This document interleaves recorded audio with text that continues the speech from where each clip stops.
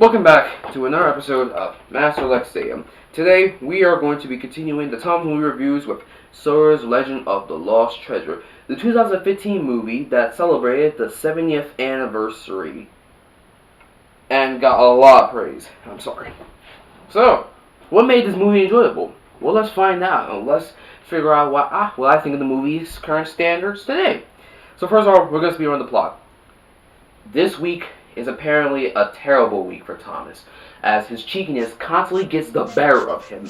First of all, he keeps rushing his job of running his branch line and keeps having races with Burry, despite much to Anne and Clarabelle's dismay. Then, he trolls Gordon by taking his coaches, trying to pull the express by himself, from the back, and then causes a whole accident in a near collision with Emily at Napper Station.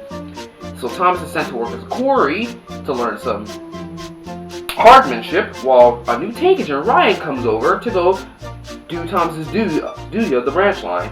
While there, Thomas meets the Arlesdale engines, apparently Railway Series classics. He complains how everyone's belittling him now, despite him not coming to realize that his cheekiness gets him into trouble.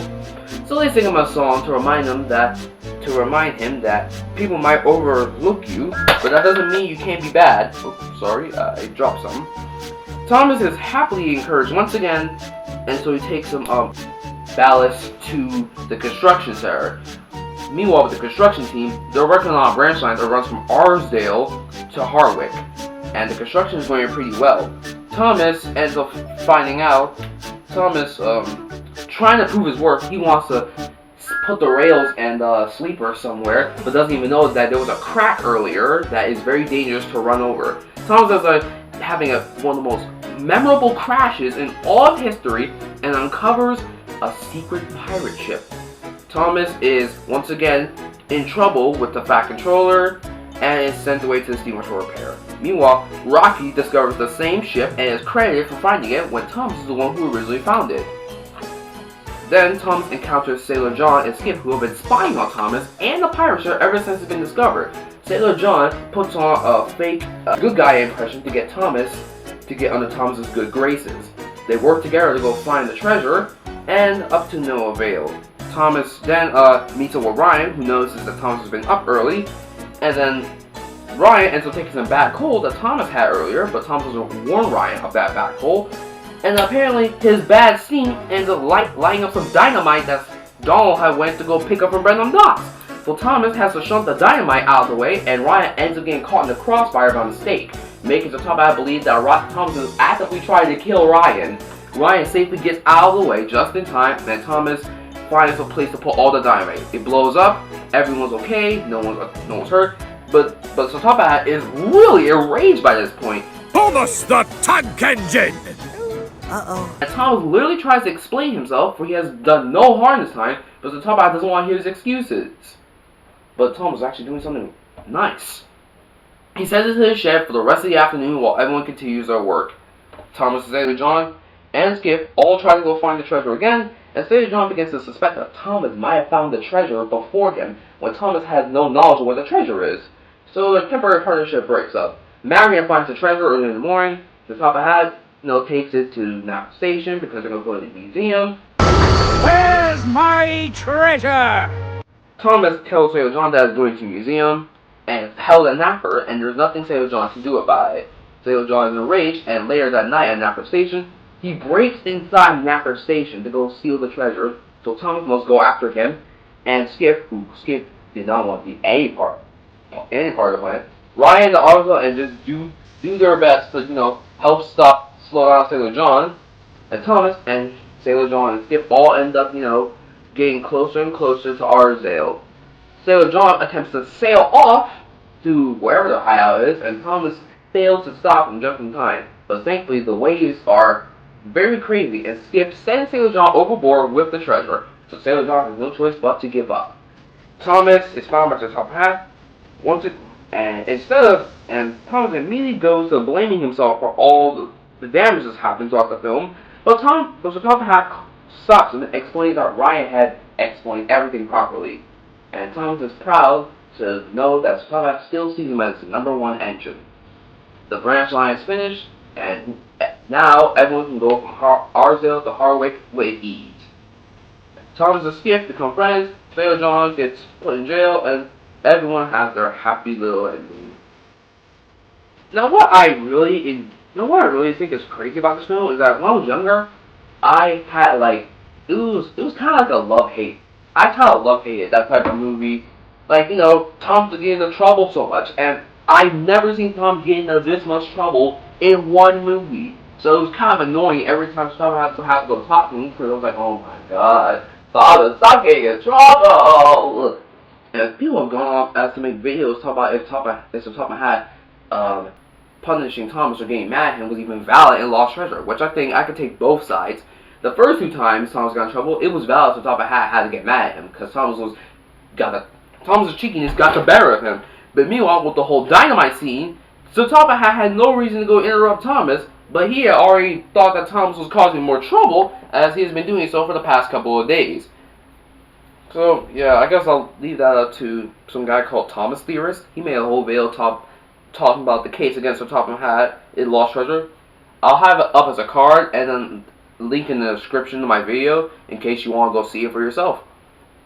Second, I want to think the Marion subplot is kind of interesting. I see they were trying to do more with her after her kind of short appearance in Tale of the Brave. So they gave her a whole little subplot thinking that magic is real, and she believes the Arzil engines can give people magic. She meets Oliver, the Great Western engine, and then finds Oliver the excavator, and then makes an assumption that Oliver had turned into an excavator. Oliver the excavator has no idea where Marion's rambling about, but keeps on doing his work.